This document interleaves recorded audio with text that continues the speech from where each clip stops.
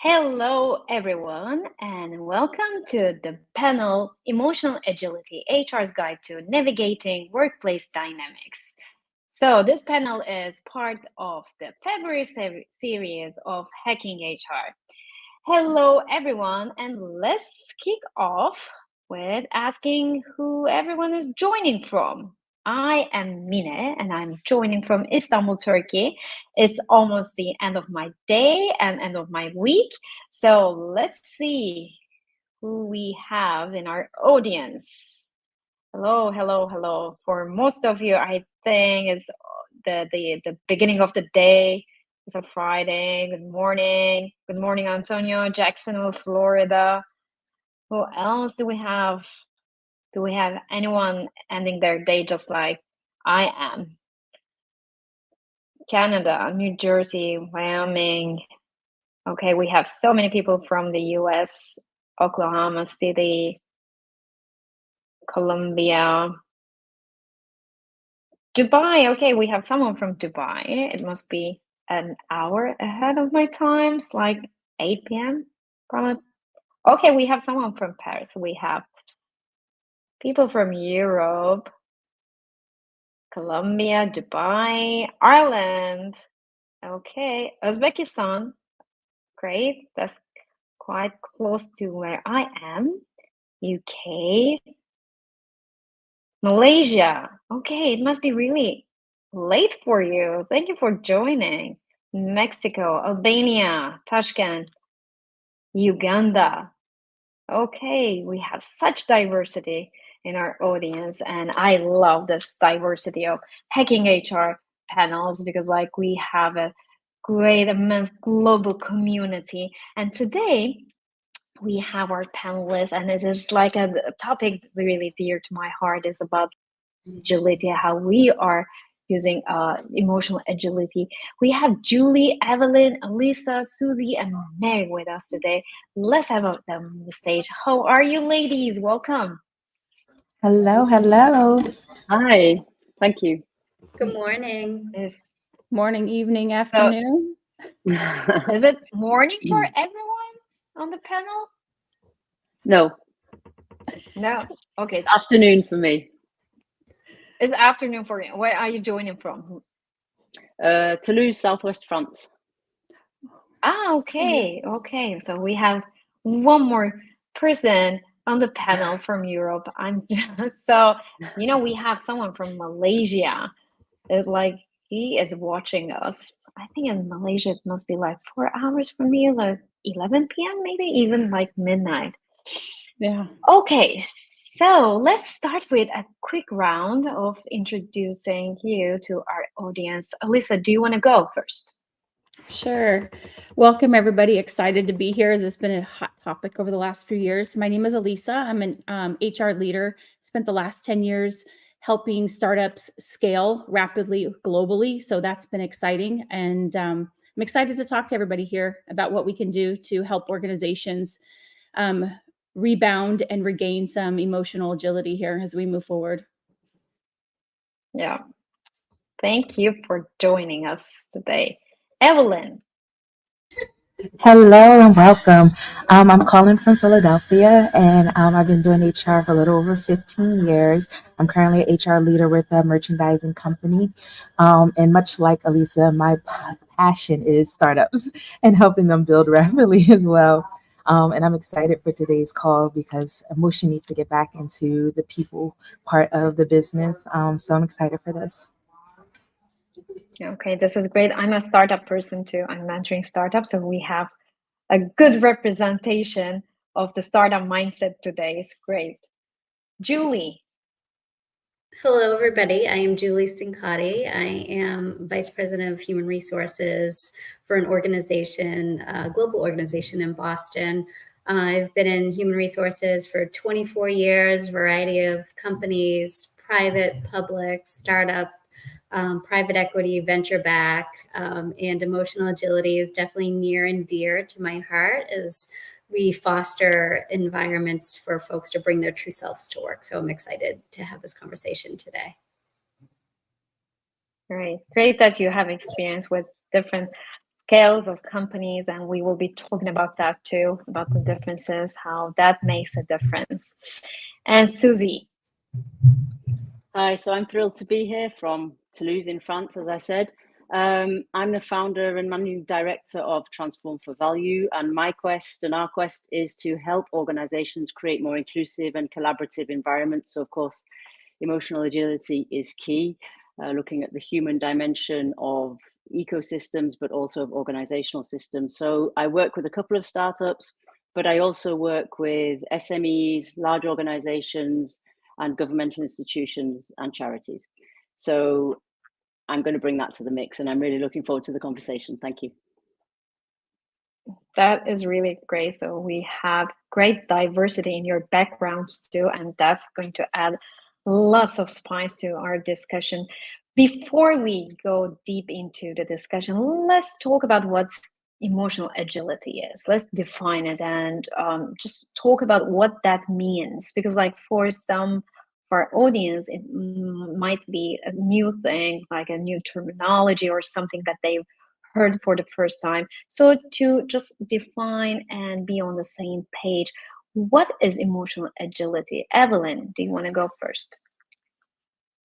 Sure. For me, it's really just the ability to manage your emotions and to be able to express and articulate them. So with that comes compassion and understanding, as well as self-awareness. So when I think about emotional ability, those are the ones that kind of really stick out to me. Okay. Susie, you want to go next? So yes to what Evelyn said, and I would add to that, it's emotional literacy.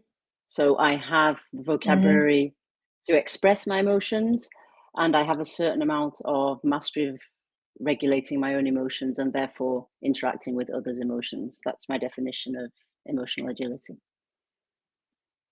Yeah, that's really beautiful. Like how we can express expression. Sometimes we don't even know that how to express our emotions. Alyssa, you want to add anything else to the definition? On top of what everybody's saying, I think we're all very aligned on what that means as we've seen experiences in the workplace and even outside of the workplace. But I think one of the things that comes to mind for me is acceptance. Instead of trying to suppress or ignore those difficult emotions, is really accepting them as valid and normal parts of our experience and being able to share that. Yeah, amazing. And Julie? So I agree with the panelists and what has been shared. I would just add that as HR professionals, in addition to what you just described, I think we also need to foster a culture of psychological safety. So that also has a component of emotional agility and creating that space for our employees. Exactly. I mean, I think like whenever I'm working with companies, I think that the psychological safety is actually the foundation. If we don't have that foundation, nothing can be built upon. So that's really critical. By the way, one of our audience also contributed. He says it is the ability to navigate and adapt to one's emotions effectively. I think that's really beautifully put. So since we defined what emotional agility is, let me just go to the next question. So how do we unlock emotional agility in a company? How do we make sure that we are providing that space for emotional agility? Alyssa? Since Julie kicked us off with psychological safety, I think that's the foundation, and you really need to start there and really just building relationships and communication. And it has to be authentic communication, and that does include difficult conversations and just really being able to dig in. But the psychological safety is the foundation in terms of just building everything up from there. Evelyn, do you want to add anything?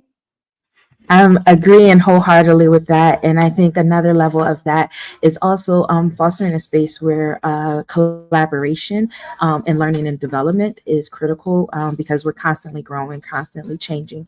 And so we want to be able to make sure people feel safe in their development of those changes because what you know today may change, what you know tomorrow, and you need to be able to adapt to that. And the business should also. Yeah, exactly. And the only thing that's not going to change is the change. So we are going to be experiencing change no matter what that change is about. So I think it's really critical that how they are reacting to change and just like providing that psychological safety as well. Julie? So I think, in addition to setting the foundation from a psychological safety perspective and, really fostering that environment, I think as leaders and as we're grooming leaders in the organization, we need to model the behavior that allows for this resilience, agility, expression of emotions. I think that's a really important component to add as well as we're looking at our culture and how we behave and how we conduct ourselves. Susie, you want to add anything else? So I think it's been covered. I think what I would like to add, it needs to be intentional. So this is like going to the gym and that muscle thing of, getting used to the uncomfortable part of expressing your emotions and receiving emotions from other people. So yes, psychological safety is key. I think we need to be explicit and we need to be intentional, particularly as leaders and as HR leaders. We need to be able to create the conditions for people to practice that habit and to actually get used to something that isn't necessarily done today in organizations and communities, in ecosystems, which is to talk about the F word, how I feel.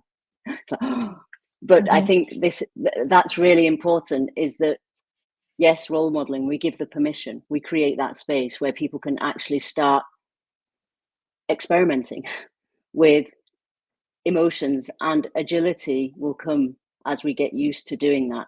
But the difference is the speed of human change, because humans' reactions to change will never change, and change is inevitable, as I've seen in the chat. I agree.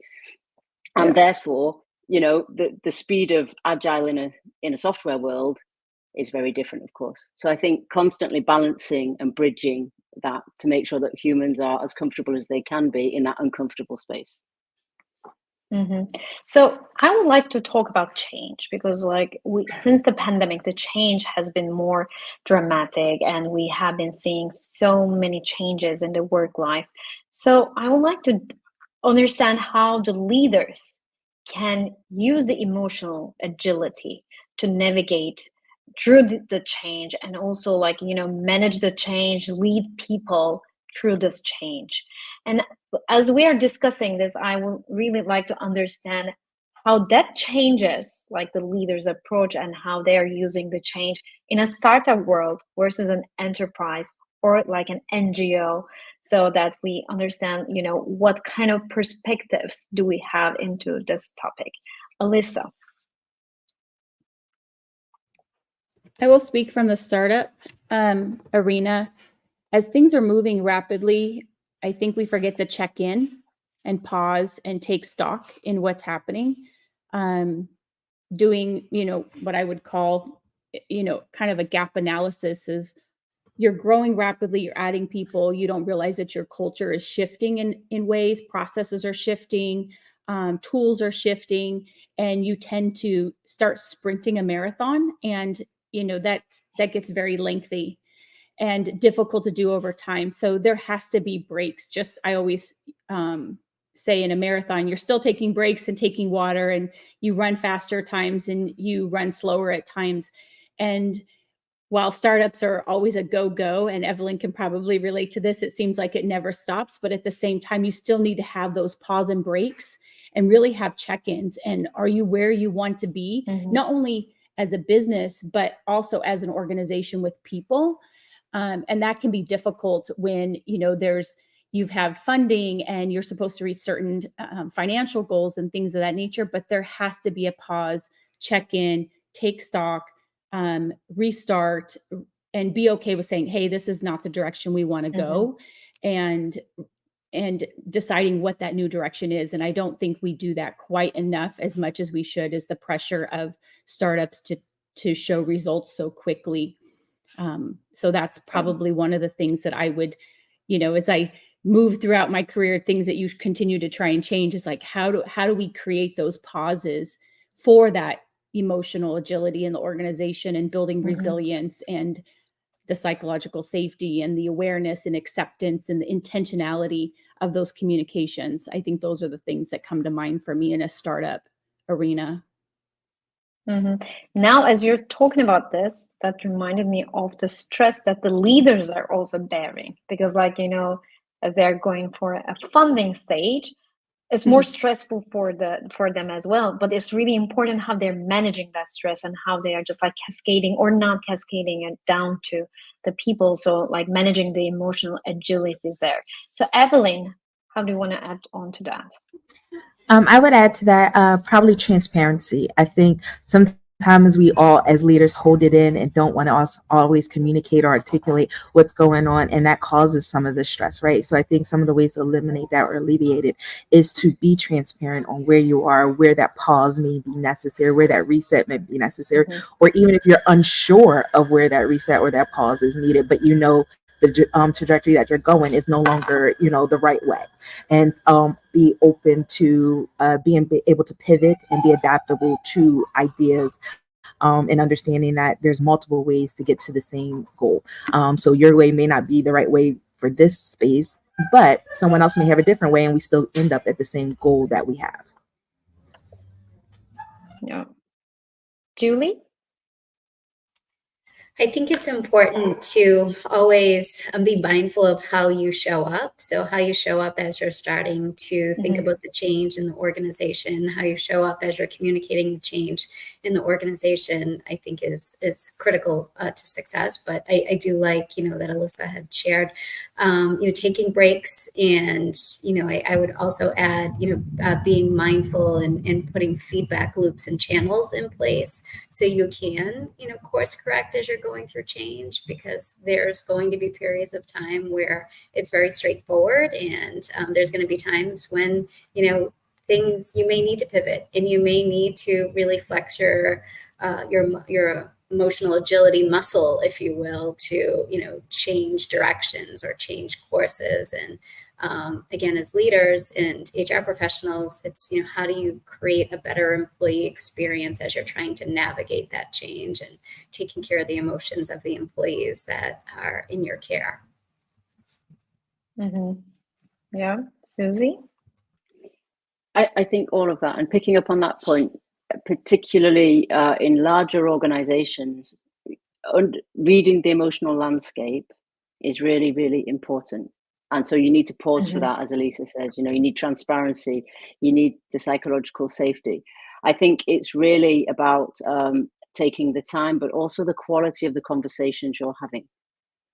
Because as I said, for me, emotional agility comes less naturally, and therefore is slower to embed itself in an organizational culture, however large the organization. But scaling that once you have it is not necessarily going to happen overnight. So I think for me, as we move into systems, more interconnected systems, whether that's internal teams or external ecosystems for startups or whatever, relationships are the currency of those systems. So understanding how to navigate the emotions of those relationships for me is really, really key. And we don't have time when we're delivering, when we're under pressure, to think about the quality of the conversations we're having. And to come back to Julie's point, how we're showing up in those conversations.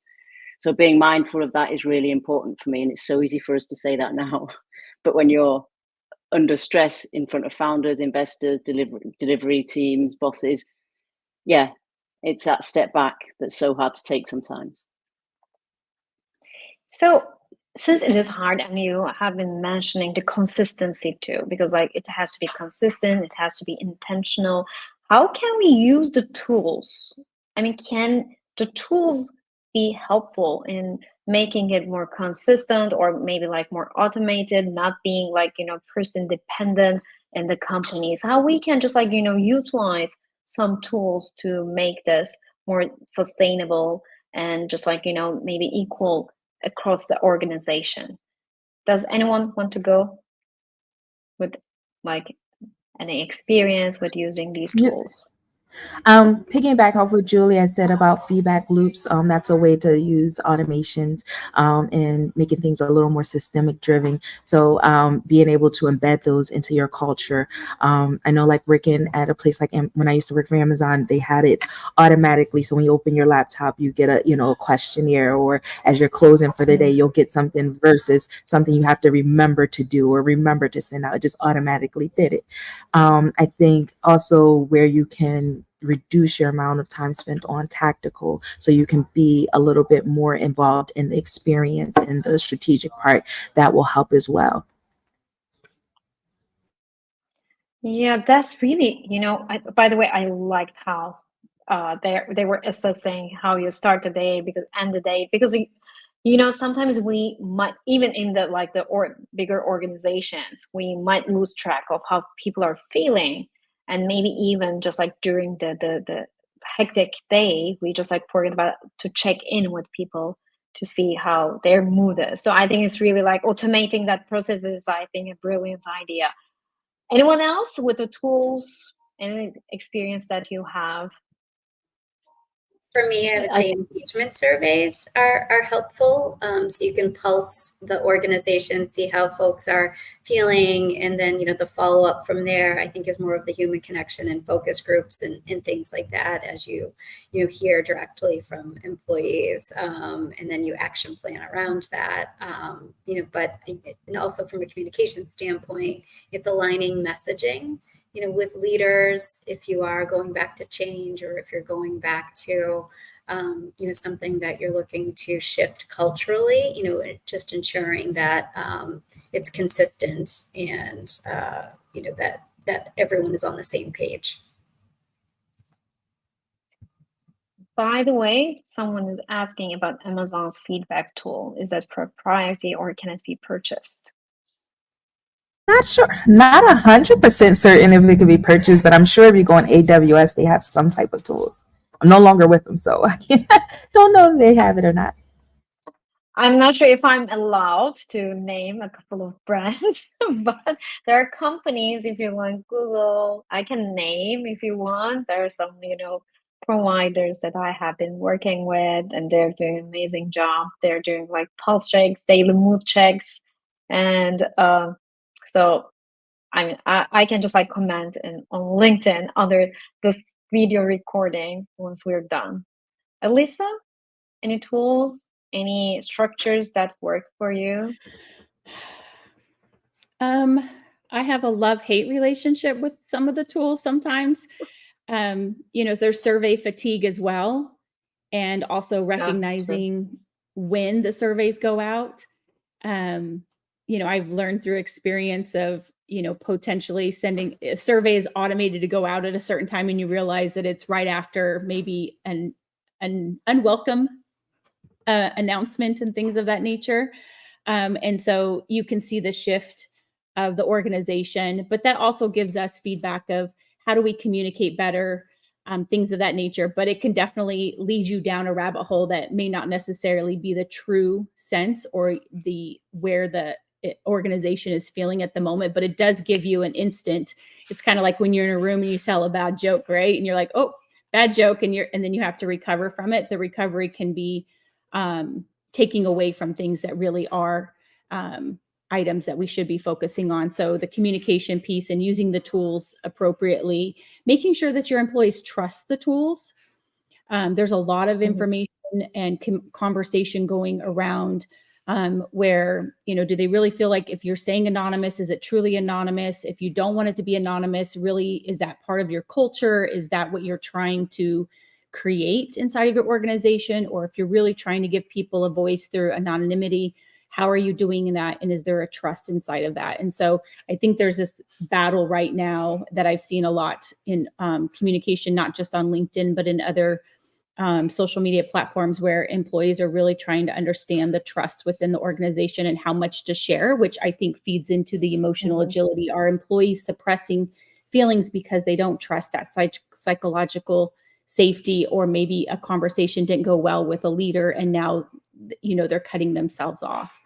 But tool trust is a big item it's always top of mind for me, and making sure that we're getting the right information, so we're solving for the root cause and not a symptom. So there's an excellent question, and I was like going to touch that. So it's like a follow-up to what we have been discussing. It's great to have insights, but it's what you do with the data to help the employees that matter. There has to be an ROI on both the employer and employee side, in my opinion. And this is really great because like it's usually what we see in the organizations is that they keep doing surveys. As you said, Alyssa, there is sometimes like, surveys coming up all the time, so that there's a survey fatigue with the employees. And they kind of like feel that, there's always a survey going on, but no actions being taken. So it's really important to take those actions. How do you make sure that we have those in place? What is your experience with that? And how we can suggest our audience to do so? I'll take that one because my current organization, when I started, we actually were one of those organizations who had a lot of insight, a lot of data, but no action behind it, right? So we're collecting all this information.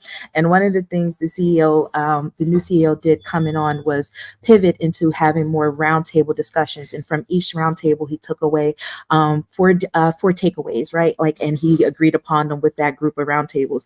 And then he would send, he had someone as a lead on each of those takeaways, and their role was to report back out to that group and then the global organization on what was done in those takeaways.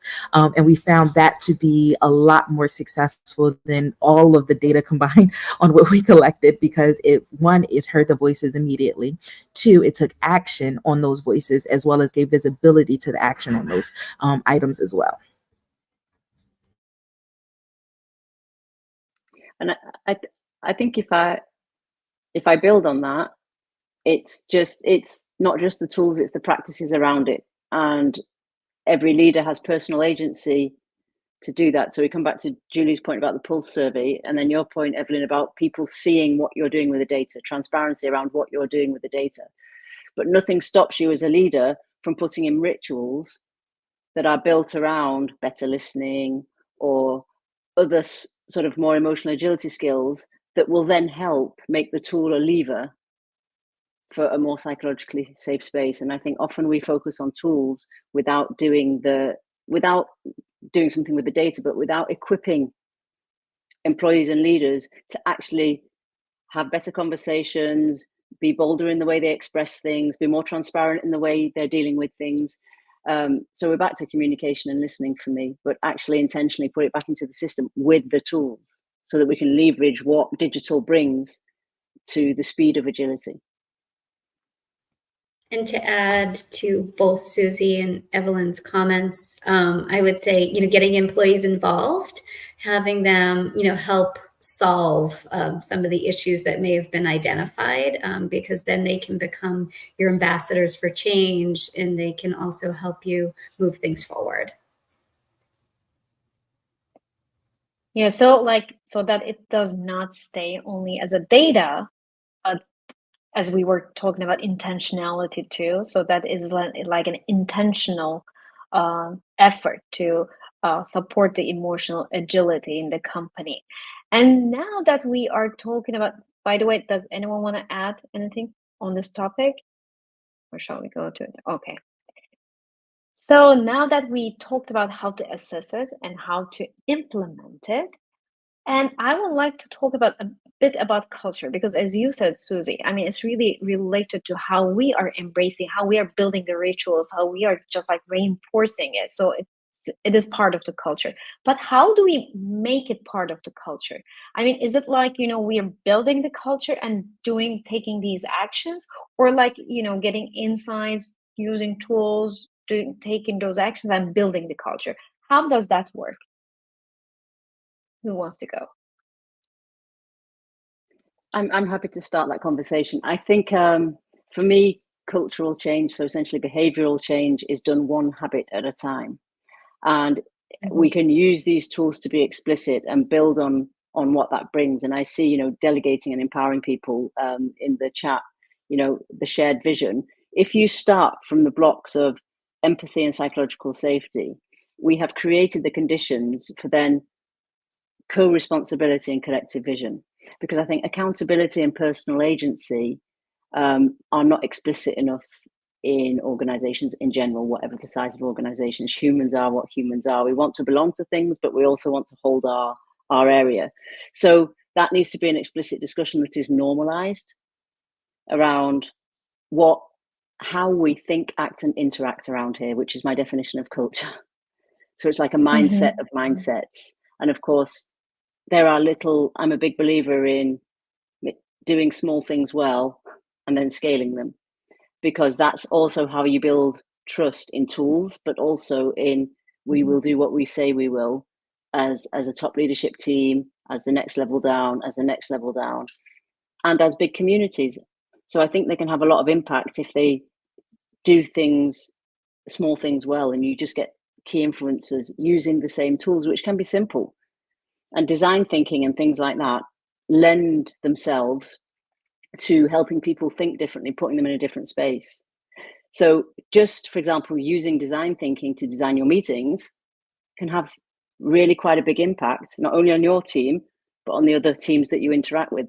And so that is, for me, is how you change culture. Clearly, it doesn't happen overnight. It has to be intentional. It has to be transparent, and it has to be rewarded and recognized by the system. Otherwise, people won't carry on doing it necessarily. Exactly. I like the design thinking approach, by the way, listening and understanding what they need, what the real root cause is, because usually what people are saying, talking, is not the root cause. So it's not the main reason. So I really like that approach, taking it from bottom to up rather than doing it from top to down. Anyone else who wants to go? Evelyn? I think Susie hit the nail on every point. Honestly, I wouldn't have. I would just be echoing what she said. So I just concur everything that Susie said. That's especially the small things, building on to making larger impacts. I think too often we want to take on large things and fail miserably. So the small things, and then that grows into a larger concept of trust and the ability in the system. So couldn't agree more. No. So Julie, I want to ask you how that happens in a big enterprise. I mean, like design thinking approach, let's say. How do you embrace everyone at a large organization? How can you listen to people and take that into action? Like Abdullah was saying, if you delegate and empower people, and so that if they have a shared vision, then to own the task. But how do you make sure that that happens in a large enterprise? Yeah, I think it's a great question. And I think, what Susie had shared earlier around intentionality, I think that's really important, when you're starting to move initiatives forward, but also accountability. So, and accountability and how it plays into, the environment that you're fostering from a cultural perspective is important, because as leaders, you need to hold each other accountable to whatever you determine is appropriate from a culture and a values perspective, but you also should be comfortable being held accountable from an employee perspective, and being able to talk openly, when things may not be moving in the direction that they need to be, or they're going off course from a cultural perspective. So I think accountability and intentionality will tie both of those things in successfully in an organization. Exactly. So, and I would like to ask Alyssa, on your side, how this translates into a culture in a startup world, because sometimes they don't have their values or like an established culture. So what happens in their case? Well, that's one of the things you have to establish first. You have to decide who you want to be as an organization. And when that's not decided, it allows for a little bit of anarchy, and you have groups going rogue and creating their own manifestos. I've been at organizations where you had a team create their whole thing, and you're like, well, that's not what the organization is doing. So that really needs to be established early on. And that can be while you're scaling 50 people a month and you're implementing new tools, and there's so much going on. But that's where that pause comes in. And while I'm all about intention and accountability. I'm going to go on the softer side and say grace and patience. That I think that's a big piece too. We're all human in this element, and we're all going to make mistakes, whether you're a leader or the brand new employee. It's just, we're all human. So I always say, take a breath. Okay, that didn't go where we wanted it. We haven't established who we want to be, but that's really the foundation. Is you have to decide early on as an organization of who you want to be. And I've been at organizations where it's a meritocracy, and we're going to be extremely transparent and direct. And I've had other organizations where we really want to embrace the more of a democratic leadership, along with using anonymous to our benefit and things of that nature. And you just have to decide early on. And someone said it in there that everybody needs to believe in the organization's values and beliefs. And that's really important too when you're hiring, is like, this is who we are as an organization. Is that what you want to be a part of? And so when you're joining a startup, you have to realize that maybe we don't know who we are, and it's going to be ambiguous. And as we move along, you may figure out that this isn't the organization that I want to be a part of, and things of that nature. And so that's a part of emotional agility. Agility is being self-aware of who you are, how your voice fits in, and if that's what you want to be a part of. That's really important, because, and it's sometimes, like, as you said, it's okay. It's okay to make mistakes. It's okay. I mean, just like to let those people know that it's okay. But it's not that easy.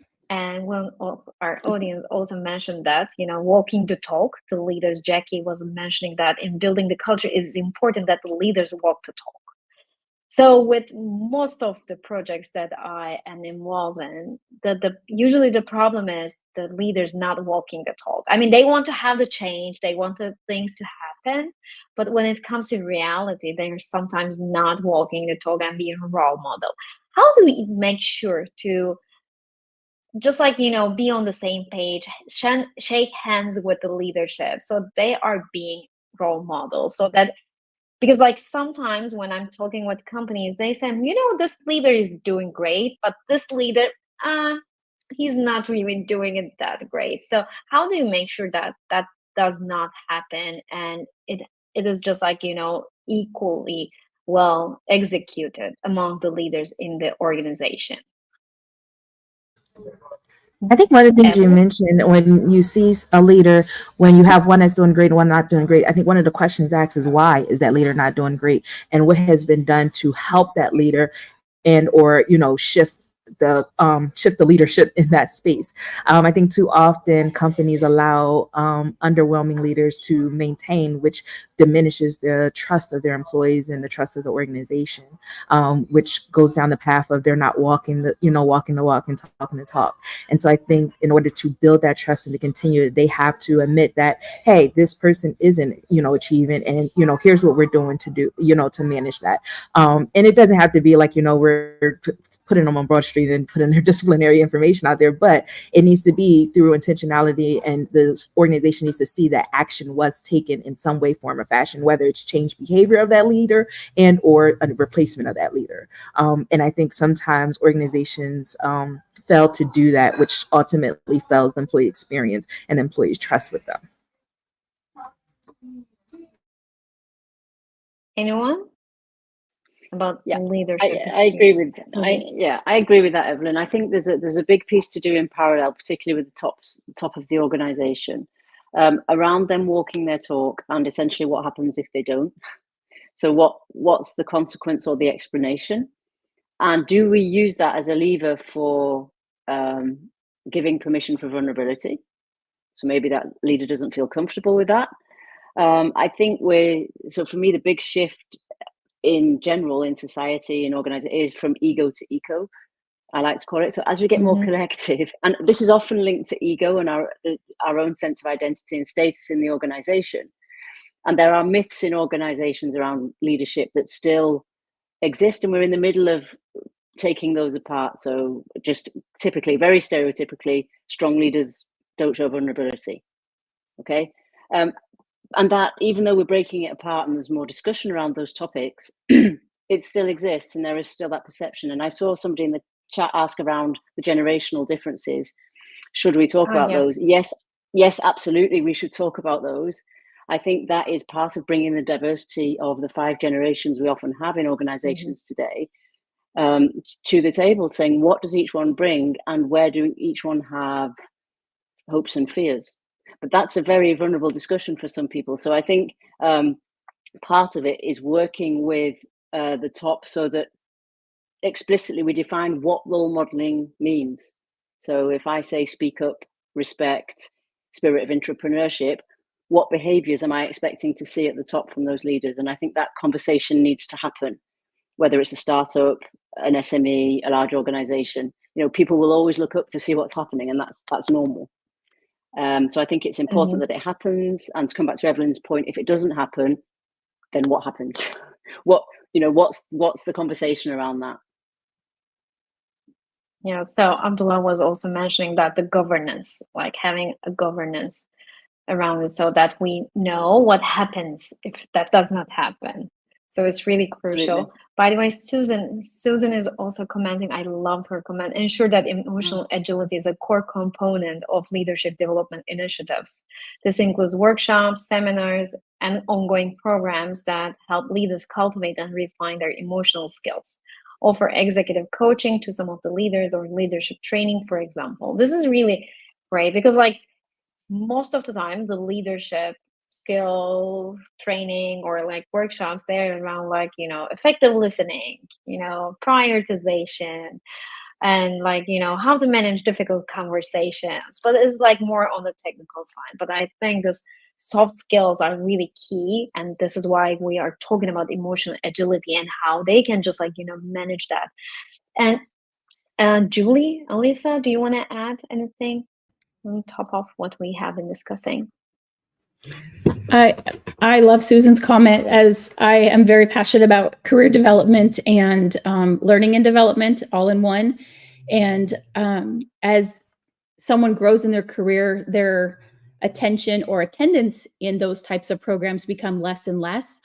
And employees pay attention to that. So if you're doing in-house learning and your leadership is not attending that, trust me, the employees are seeing that.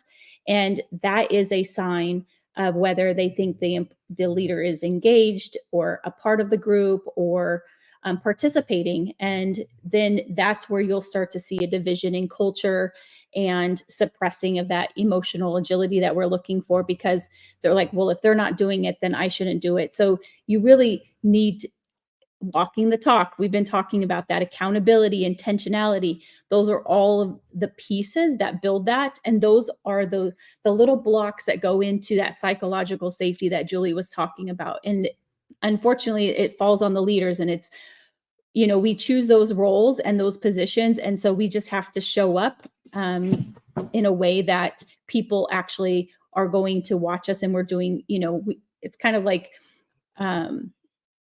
doing the right things when nobody is looking type of, and that's just, unfortunately, that's what we signed up for. But I do believe that those are the pieces that are important. I know Julie came off mute, so I don't want to take away from her adding as well. I think, again, everybody's captured everything, perfectly. A tool that I found useful in larger organizations is working through 360 exercises. That's a good feedback loop. Getting executive coaches in place that you can connect with as an HR professional to help guide some of the behavioral changes you'd like to see or you'd like the executive to model, I think is also, really helpful. It's harder in smaller organizations to have all of those tools, but in larger organizations, it's easier to put those together.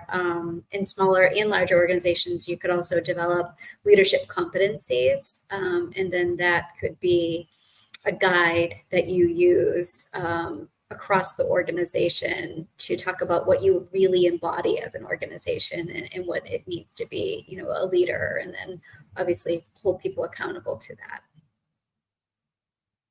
These are really great tips. And I would now like to ask these best practices, like in your experiences, on personal experiences, or you might have seen this in other companies that are doing it really well.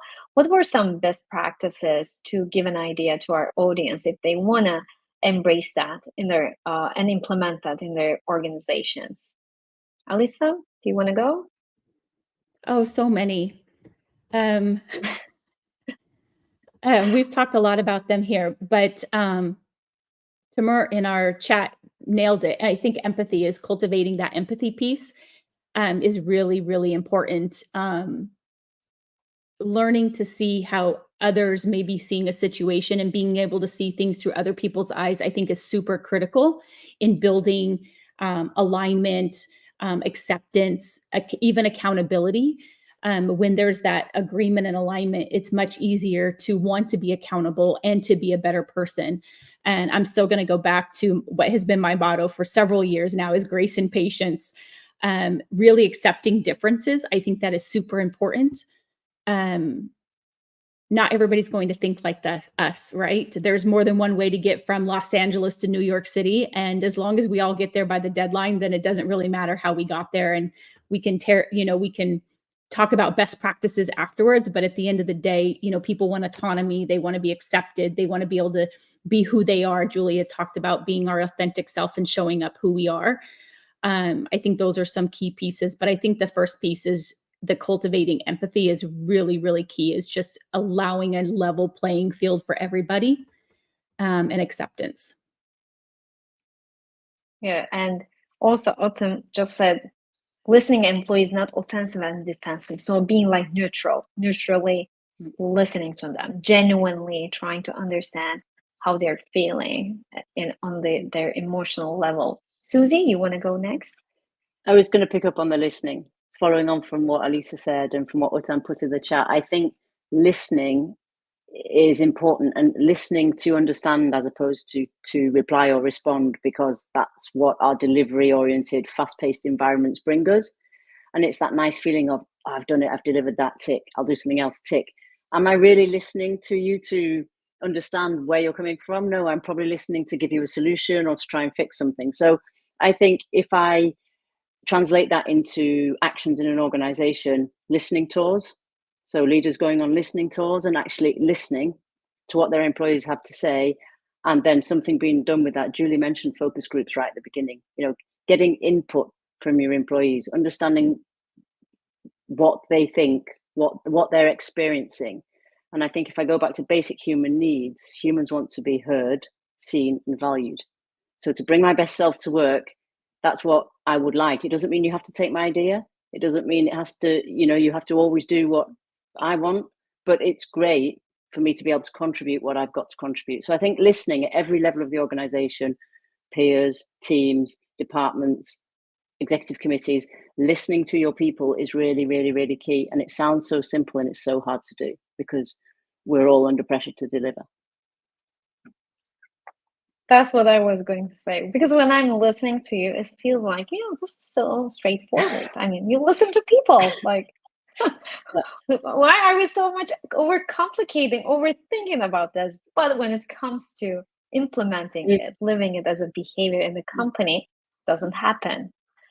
And so, Evelyn, did you want to add anything on top of this, or? I echo everything they said, but I think also just harping on empathy and reflection. One of the exercises I do with my managers, a lot of times, we talk about executive and, senior leadership, but even with just direct management, I always ask the question, how would you feel if your manager did this to you, and then put it back on them. Like, you want to write this person up or you want to fire this person because of X, Y, and Z. Let's put you in that person's shoes. And would it be okay if I fire you then for this, this, and this? And then it makes them pause, like, wait. What do you mean? You're an employee just like them, right? So we should practice these same things. And it starts to make them feel empathetic towards, well, wait, can we look at this a little differently now? Oh, yes, we surely can. Let's have a conversation about it. And so I think creating a space of empathy and then self-reflection as well will go a long way with emotional agility for an organization. Yeah. And Susan was also mentioning that. She's saying too often we feel the leaders have it all together as they're leading. But they may have the technical part 100%. So we need to support them in developing their emotional intelligence. The organizational culture should create a safe space for leaders to discuss challenges, seek feedback, and engage in continuous learning means them being vulnerable. And Susie was also talking about that vulnerability, but it's really great to show them the other way around, like to show them, to make them feel the empathy, how it feels to be in the shoes of the other side of the employees. Because otherwise, yes, they are capable of doing their job, but it does not necessarily mean that they are capable of managing that emotional agility. And I think it's important to pick up Anna's point in the comment around action, because it is so key that we can operationalize this subject for people, because it's often seen as a fluffy, tangible, intangible soft skill. And okay, emotional agility, I understand intellectually what you're saying to me. What can I do? What does that mean? So I think the reflection to action piece is really important. And some of it can be done quite simply, even in large organizations. So I think, taking action on it is really important. This is what emotional agility means to me. This is why I would like us to have different conversations. What would we need to do that? But making it tangible for people is really important. Just to pick up on the comments that Anna made, I think they're really important. Yeah. And there are also some comments about the feedback cycles, feedback loops, putting that feedback loop in the organization, and so that it is something sustainable. So I would like to now understand and just help our audience if they want to start something in their organization about embracing emotional agility. What would be the steps? Because we talked about being intentional, we talked about psychological safety, we talked about the importance of walking the talk, helping the leaders, a feedback loop. But where do we start? Like, what is the first step into starting this in an organization? What would be the most important thing that they should be starting with? Who wants to go first? I think meeting the organization where it's at is the most important starting point, okay? Because this is also around the maturity of individuals and collectively within that culture to do something with it. So I think taking the distance to look at what we have, what works, the pain points and what gaps. Do we have a leadership framework? Do we need a leadership framework? Would that work here? If so, what would it look like? So those type of things. But I think often we rush into things with our solution biased brains, and we haven't really listened to people well enough, or tested assumptions, or defined the problem statement well enough. If I take sort of design thinking, innovation language. And I think that's the starting point. Otherwise, you take a one size fits all and we're all unique. So that's not going to work. That would be my starting point. Okay, great. So listening and understanding gaps, understanding where the current situation is. Alyssa, you want to go next? Susie nailed it. It's meeting the organization where they're at. You can't, we all want to jump in and fix it, but you really need to take stock. It's that pausing and taking stock. Where are we really at, and where do we want to go, and how are we going to get there in a manner that's actually positive, productive, and progressive, I think is really key. And continue to raise awareness, and leadership has to be included and involved and engaged. That is key. If you want your employees to do something, you have to be willing to do that as well. I think that's really key. So while we recognize where the organization where they're at, is leadership bought into that, this is where we're at. Do they agree where we're at? And do they agree with where we need to be? And including employees, Julie mentioned this earlier, is including employees inside of that process, which is really key. Helping, they probably know better than some leaders of what those solutions should be. So we should not be discounting that. And I would like to, by the way, let me ask an additional question. How do we make sure that they're both in? How do we understand that they're both in? Because sometimes, they sound like they're both in, but it doesn't happen like that. How do we make sure that they really stick to it, and we are just making sure that this is really working? And we talked about governance as well. So I really want to just make it something like an end-to-end solution for our audience. So like we are starting from the assessment, we are building and just like, making it in related to the culture, and also helping the leader to walk the talk. But how do we make sure that they walk the talk? Julie, you want to go?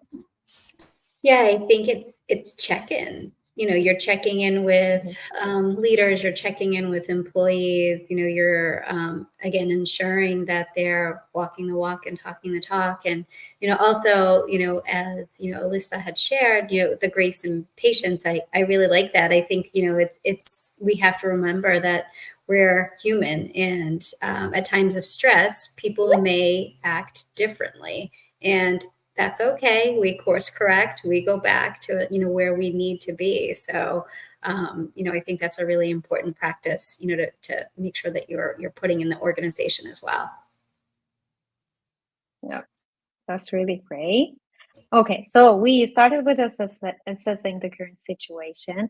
We're taking action. We're making sure that we have vulnerability, that people have psychological safety that is related to culture, and that we are getting the buy-in of the leaders and making it sustainable.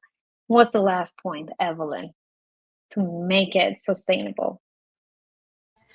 I think just making sure, just to piggyback off what Julia said, to that we're checking in and constantly holding ourselves accountable. I think that's going to be continuous. It's not an end point in this. I think it's just a continuation, because as we're doing that, we may learn that we need to shift. We need to pivot. We may need to change throughout this process. So I don't think there'll ever be an end point, but I think that will be a great part to slow down and be able to reassess and start the process over again. Okay, I love it. So we pause, as Alyssa was suggesting. We pause. So we do everything. Then we pause, we assess, observe, learn. And from our insights, from the learnings, we redesign what is needed. So this is like, just to remind our audience that this is not like an end-to-end thing, that it ends once we do it all, but it's like a continuous thing that we need to be working on. Continuous listening, continuous changing, continuous adaptation, because change is going to be an never ending thing, so that to adapt to our organizations to that. So as we are coming towards the end of our panel, let's have the closing remarks. Who wants to go first with the closing remarks? What would you recommend to our audience about building and embracing emotional agility in their culture, in their organizations? I'll go first. Go ahead. If I go first, then I don't have to wait. I think it's start the conversation, raise awareness. I think that's the biggest piece. You have to start somewhere and just start talking. Having the conversation is a great place to start. Oh, great. Just start talking. Just start from that. It's simple. Start talking. Evelyn. I would agree, being brave and having that conversation, and just understanding it's not linear, it's circular. And so the cycle is going to be continuous. And once you understand that, you're not going to feel like the pressure, and you're going to give yourself grace, as Alyssa said, and patience through this process. Great. Julie? I agree. You have to start somewhere. So, have the conversation, get feedback, and then build a foundation. Okay, great. And Susie? Yeah, I'm going to use the word start as well. I think you need to start listening intently to what's going on and get curious. Step back from operations and get curious about what you're about, what could be done, and what people need. Genuinely curious, like as we call the child's curiosity, being genuine, being intentional, and just like really caring about what they are thinking and how they're feeling. So Alyssa, Evelyn, Julie, Susie, thank you. It was like a fruitful discussion, and I did not even realize that time has gone so fast. It's been an hour now. Thank you for providing your insights, and we'll be keeping the comments, by the way, live under this recording. So for anyone who's watching us later, You'll be seeing all the comments, and I'll be also posting about some of the tools that I have been using, experiencing as a recommendation. So if anyone wants to go and check those. So everyone, thank you. And thank you to our audience. Please keep an eye on the upcoming sessions with Hacking HR. We will be having these coming up.